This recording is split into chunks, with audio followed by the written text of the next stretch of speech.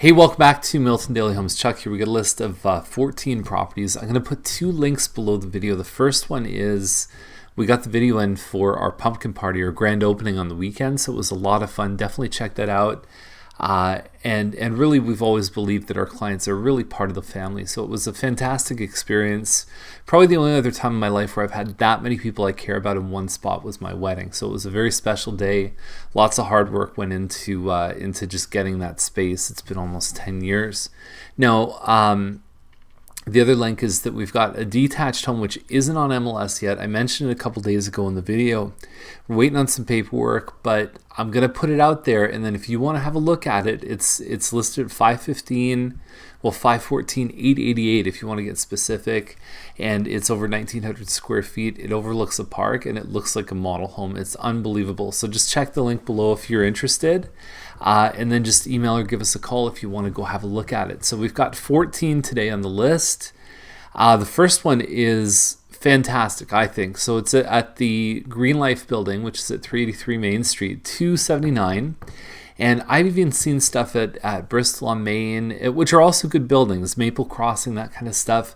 1 bedroom plus den. It's somewhere in the 700 to 800 square foot range, this one here. Nice finishes inside. But the difference between this one and the other building is that your condo fees are less than half. They're $70 a month. And so I think that that's a big opportunity, even comparing apples to apples on price, and say, okay, well, it might be floating a little high, but so are the ones at Maple Crossing. Anyway, bottom line is I just think that this one's going to carry for a good amount. It's got great finishes in here, and you get a bit of a balcony there too. So it looks like it's been kept really well. I love the color scheme. I love what they've done in here, and it's a winner. So Pharaoh is 324.9, so 2-car parking in the driveway. The thing about that, it doesn't add a ton of extra money onto your sale price, but it can be a very convenient feature that people like to see. So it still is a benefit. It's just not always financially rewarding. The model itself is a cherry wood. It's 1051 square feet. That's your living dining here. And then you have your kitchen, which is just our cabinets. It's, nice, but not spectacular. 2 bedrooms upstairs plus the washroom. Interesting, these models probably rewind about a year and a half ago, were selling for like $315, $310. They kind of hit the stall earlier this year, and so there were some that sold for $303, $309, and there's one even for sale right now on Fowles Court at $309. So you could certainly justify with appreciation the model should be around this price range, and we did see one of the more recent sales sell up in the 320s, but there's certainly ample evidence in the last 3 or 4 months that this might be a little high. So it depends on what set of information you look at. There has been another one that's been sitting around at 325 and hasn't been doing much. So even Fowles, very, very surprised at 309 that someone hasn't scooped it up, because it looks like a great listing. So Tupper is 4099. 1950 square feet is for an end unit townhouse at this price, looks very good. It looks like there is a virtual tour. I haven't checked it out. Granite counters in the kitchen. This, on paper, I'm telling you, this one really gets me excited. So definitely look into that a little bit further if you want to see anything in this list. Sometimes people wait for the photos, but on a really good listing, you just got to go take a look. You got to say, forget it. I'm going to take the chance, because I see enough on paper that makes me want to believe that it's worth checking out. So bottom line is, if you wait for the photos, you could be too late. So Getty's is 417. It's a townhouse, and it's 1460 square feet. And I think that that's a little bit light on the size to be asking this kind of price.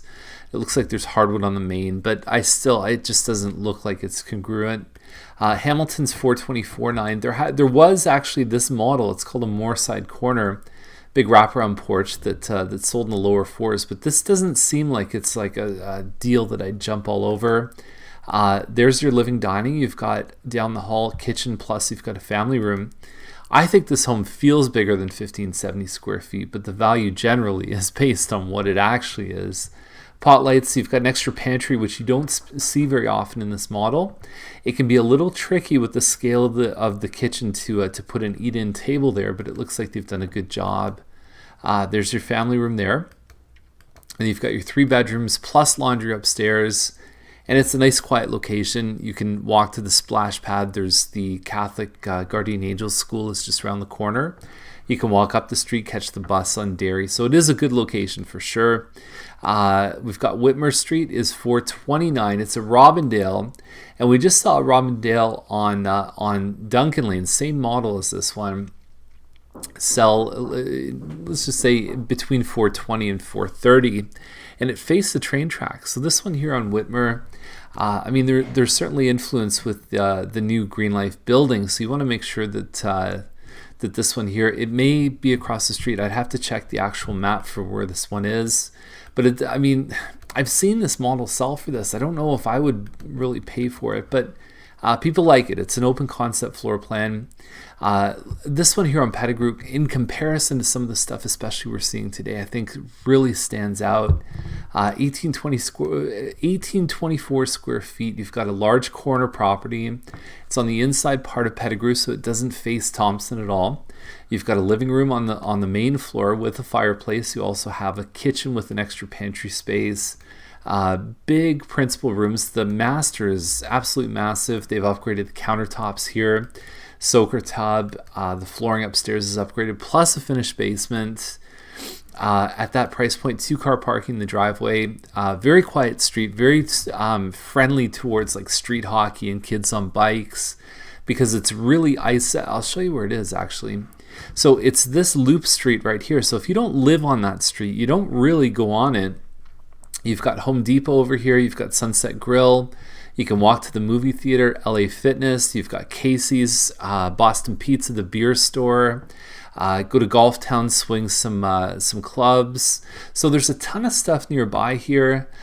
Easy access to the 401, and it's far enough away that you don't really get bothered by the noise on the 401. You've got Hadfield right here. You've got the Catholic school. You've got a Catholic high school here.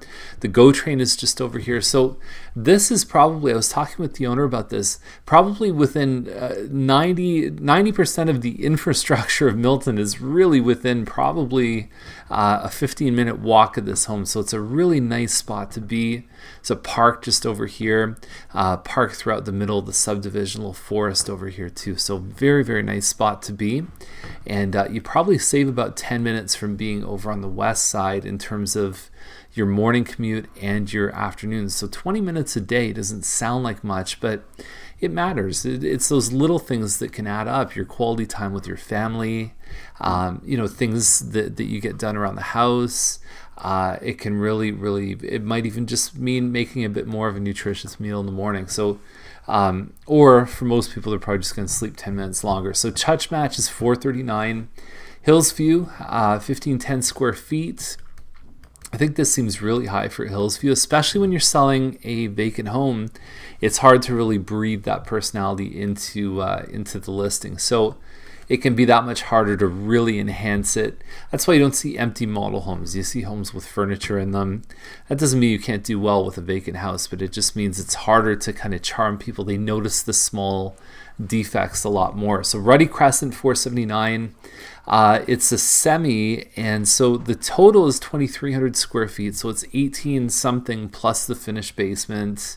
I'm not a huge fan of the floor plan. I've been inside this one before because really all you have on your main floor is like a family room, and then you've got a kitchen with an eat-in. So that's your entire main floor, and you have to kind of walk through the middle of the family room. So I don't consider this to be functional 18 something square feet. It is nice to have the finished basement, but when you look at something like Pettigrew for like, how much is this, 480?